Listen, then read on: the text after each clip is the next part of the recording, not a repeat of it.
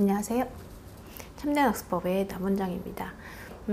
오늘은 기존에 알고 있는 것들을 조금 다른 방면에서 바라보는, 다른 방면에서 생각해보는 그런 시간을 좀 가지면 어떨까라는 생각이 듭니다. 다 이렇게 가야 된다라는 것들이 좀 정해져 있는 것 같아요.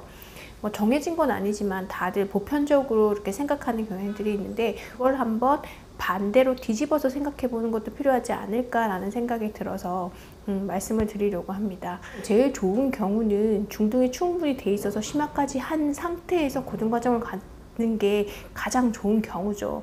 근데 모든 학생들이 중등을 심화까지 다 할 수 있는 건 아니더라고요. 아직 머리가 좀 덜 자라서 그런 것도 있고, 기존에 학습한 내용이 좀 적기 때문에 심화까지 밟아가지 못했던 것도 있을 수 있는 것 같아요. 그러면 너무 안 되는 아이들을 굳이 고등까지 나갈 필요는 없겠지만, 중등을 조금 늦게 시작했을 뿐이지 이해력이나 이런 게 나쁘지 않다면 저는 심화가 좀 안 됐다고 하더라도 고등과정 가는 거를 추천드리거든요. 한번 생각을 해보면 초등학교 5학년 과정이 중학교 때 나오거든요. 근데 초등 5 때 최상위까지를 했지만 그게 완전하게 소화가 안 된 친구들, 전 소화가 안 되더라도 중등 과정에서 그런 문제들을 다루다 보면 조금 이해 폭이 넓어지는 경향이 있어요. 저는 그렇게 학습하는 것도 하나의 옳은 방향이라고 생각이 들거든요.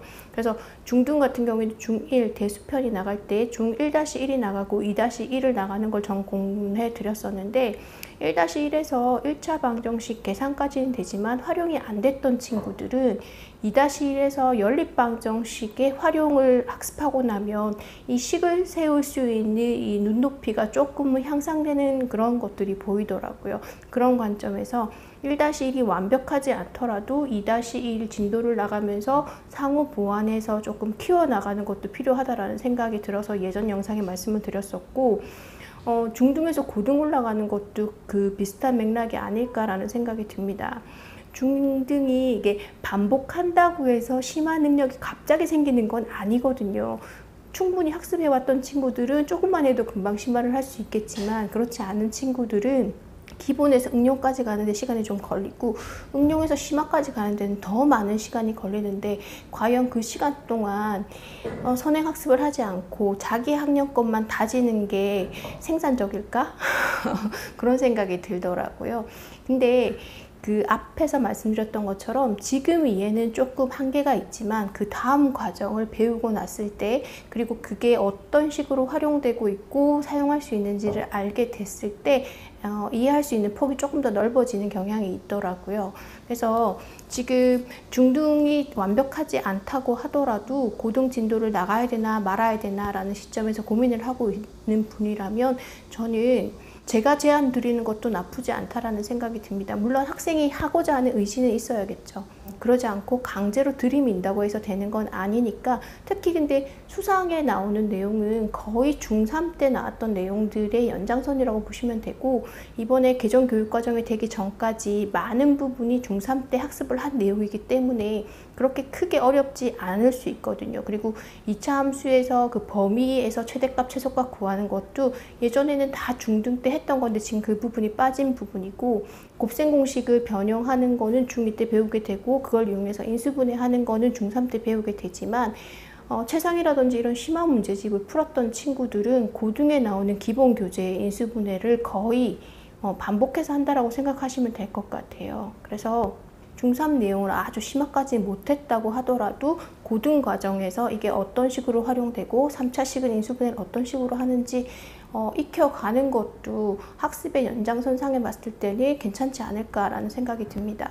근데 이제 이런 영상들 확인차 제가 유튜브나 이런 설명회 같은 걸 들어보면 많은 분들이 그렇게 말씀하시더라고요. 중등 과정까지 심화가 완벽하게 되기 전까지는 고등 과정을 들어가지 마라 라고 말씀을 하시는데, 그렇게 완벽하게 하고 가면 제일 좋은 경우이긴 하죠. 근데 그렇지 않은 학생들은 심화라는 게 한순간에 되는 게 아니기 때문에 이게 쌓아서 누적이 될 필요가 있다면, 그냥 일반적으로 그냥 진도만 나가는 그 선행은 의미가 없는 거지만, 내가 다음 과정을 하기 위해 이번 과정에서 조금 더 확장되어 가는 과정이라면 이런 방법으로 시도를 해보는 것도 괜찮다라는 생각이 듭니다.